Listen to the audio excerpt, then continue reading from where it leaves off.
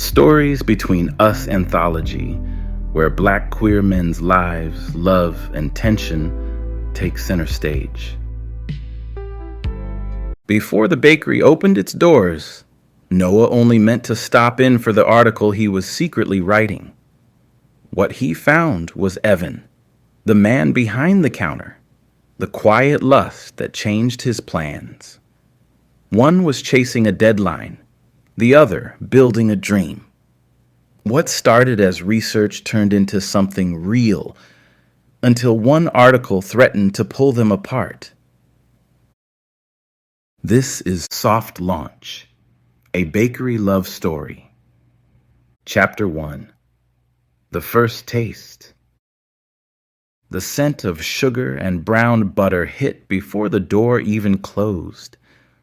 Noah paused on the threshold, blinking against the light spilling across the bakery floor. It was all new. Gleaming marble counters, brushed brass handles, half-unpacked boxes stacked by the window. A soft jazz track murmured from a speaker near the espresso machine. The kind of song meant for late afternoons when the world felt half-finished. He told himself he was here for work, to preview the space before its grand opening, to take quiet notes for the blog no one knew he wrote. But his eyes landed on the man behind the counter before he could reach for his phone.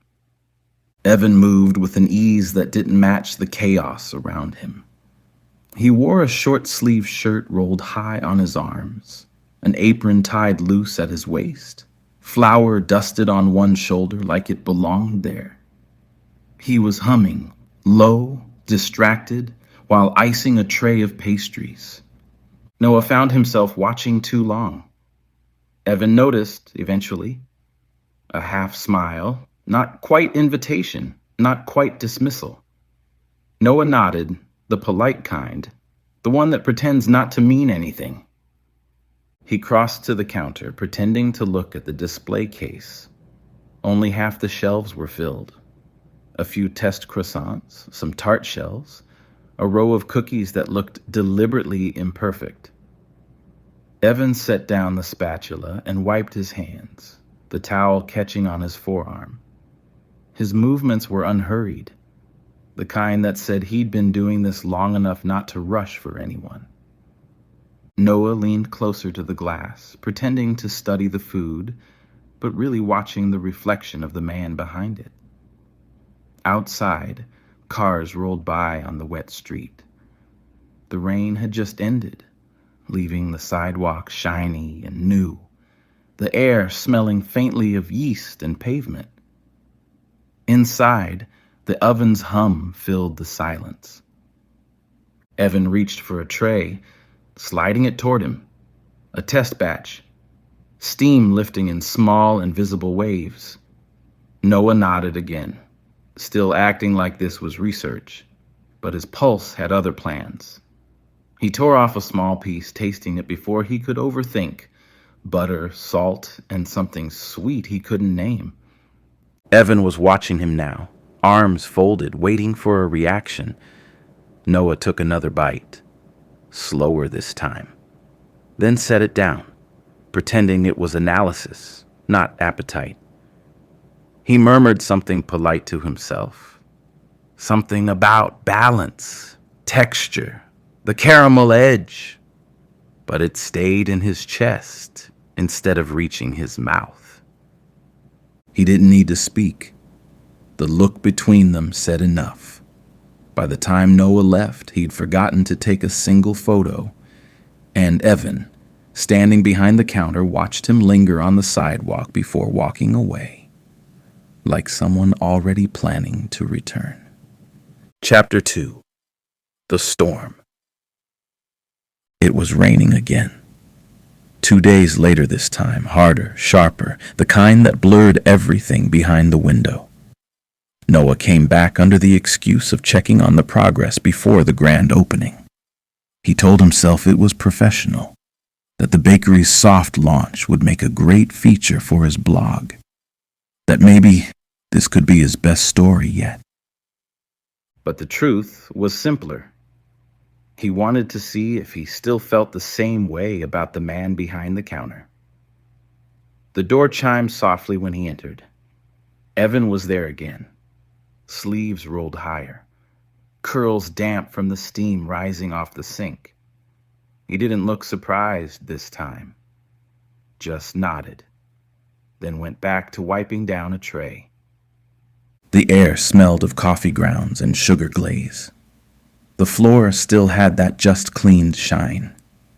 The storm outside made the space feel smaller, tighter, like everything had drawn closer to keep warm. Noah found a stool by the counter, pretending to scroll his phone while actually watching Evan test a new batter. The motion was hypnotic. Pour, fold, taste, adjust. Like music, but quieter. Evan leaned on the counter, checking the clock. His apron hung loose now, one tie sliding off his hip. The shirt beneath was damp from the heat, chest broad, shoulders rolled back, arms thick and steady from long hours in the kitchen. His skin caught the light, that deep cocoa glow that made everything around it look softer. Noah felt his throat go dry. The sight hit him, not just attraction, but something he didn't want to name. He watched the curve of Evan's forearm as he reached for the tray, the easy balance of muscle and calm. It was too much detail for someone trying to hold himself back.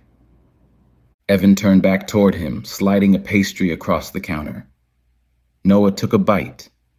The sugar hit sharp and warm, dissolving before he could swallow. When he looked up, Evan was watching him, eyes steady, locked on him like he was the only thing left worth looking at. The space between them shrank until Noah could feel the warmth off his skin, smell the faint mix of vanilla and heat. Noah's hand found the edge of the counter. Evan's rested beside it. Their fingers close. Evan's eyes flicked down once, then up again. Noah didn't think, he just leaned in. The kiss landed slowly. Their lips met gently. Then again, firmer this time, a pull that deepened, testing if what they felt held past the surface. Evan's hand found Noah's jaw, steady and sheer, thumb brushing the corner of his mouth. Noah leaned closer, tasting warmth, tasting skin, letting himself stay there longer than he should have. Outside, thunder cracked hard enough to shake the glass. Lightning flashed white against the window. Inside, everything went still. They moved together once more, slower now, like the world had paused just for them. It wasn't rushed. It was the kind of kiss that came after too many stolen glances and too much silence. A quiet answer to questions neither had dared to ask. When they finally pulled apart, the space between them felt different, charged but calm, full but fragile. Noah exhaled, chest tight. Evan stayed close, his breath still brushing Noah's skin. They just stood there, caught between what had just happened and what might come next. A sweetness neither had planned, but both already knew they'd want again. Chapter 3. The Secret Ingredient. Later that week, the bakery was alive again. The pre-opening chaos had turned into rhythm, deliveries, samples, laughter from the back room. Evan looked lighter, busier, fully in his element. Noah sat by the window, laptop open, pretending to type. He'd been coming every day now, always just before closing, always leaving just after dark. He told himself it was observation, research for the article he was writing, but the draft on his screen was blank. His blog's editor had emailed twice. Where's the bakery feature? Deadline's approaching. Need that draft today. Noah ignored all the emails. He hadn't told Evan who he was. Not exactly. He'd said he worked in media, which wasn't a lie but wasn't the truth either. The review was supposed to be anonymous anyway. Still, guilt sat in his chest like unbaked dough. Evan brought him another cup of coffee, dark roast, heavy on aroma, and leaned against the counter nearby. Noah could feel his presence before he looked up. The sun was setting behind them, painting the windows with gold. Flour hung in the air like dust caught in light. Evan was laughing with someone in the back, a friend or a cousin helping with setup. Noah typed a line just to look busy, then deleted it. Outside, the streetlights flickered on. The bakery felt sealed off from the world. A small, glowing box of sugar and sound. Evan walked back toward him, drying his hands, and reached for a tray of test muffins. Noah noticed the callus near his thumb, the way his wrist flexed when he lifted the pan. The closeness was starting to ache. He wanted to tell him everything about the blog, the assignment, the lie, but the words stayed stuck somewhere between his throat and his chest. A delivery truck honked outside, breaking the thought. Evan stepped past him to sign the delivery slip. The smell of rain and coffee lingered. Noah stared at the screen again. By the time Evan came back, Noah had closed the laptop. He leaned on the counter, heart already moving faster than his words could catch. Evan stood beside him, forearms bare, head tilted like he was waiting to be seen. Noah let out a breath he didn't realize he was holding. He said he'd been thinking about that kiss, about how it hadn't left his head since it happened, about how he didn't expect to walk into this place and meet someone who felt this easy to want. Evan smiled. He said he'd been thinking about it too, that he hadn't stopped replaying it since the storm. Then a voice came from the back, casual, unaware, slicing through their conversation. Someone was laughing, saying Evan's name, telling him to look at something on his phone. Evan wiped his hands on a towel, still smiling as he reached for the phone on the counter. The light from the phone caught Evan's face as he scrolled. The smile disappeared. His brow creased. He blinked twice and read the screen again, slower this time, as if the words might shift under his eyes. Noah felt the change before he understood it. A cold weight dropped in his chest. He saw the logo first, then the headline. Do we really need another boutique bakery in Baldwin Village? Noah's name sat under the article like it was a confession. Noah tried to step closer, but stopped halfway. The distance between them felt heavier than the counter. He wanted to explain that it wasn't him that had published it. It said his name, but his words had been rewritten into something colder, something cruel. Evan's body went still, not in anger, but in disbelief. The look of someone realizing they'd been lied to. Noah's chest burned. He wanted to erase it, to take the words back, to undo the harm before it fully landed. But it was too late. The article was already spreading, a hit piece framing Evan's dream as another piece of gentrification. The bakery's name, his name, the tone, all wrong, all weaponized. Evan didn't move for a long time. He just stared down at the counter, the glow from the phone lighting the edge of his face. He looked older suddenly, not in years, but in the weight of disappointment. Chapter 4. Soft Launch. The next evening, the bakery buzzed. Not with customers yet, but with energy. The soft launch crowd had come early. Friends, neighbors, a few local writers. Evan was moving fast, smiling at everyone but slower when his eyes found Noah. Noah stood near the back, hands buried in his pockets, pretending to help arrange napkins. The review had made it to every local feed. The city's most promising new bakery. A secret gem discovered early. A space built on warmth and quiet perfection. Evan's name was everywhere. Noah's article was, too. Evan crossed the room, stopping close enough for Noah to smell the vanilla on his skin. He didn't say anything, just looked, the kind of look that stripped excuses bare. Noah opened his mouth, closed it again.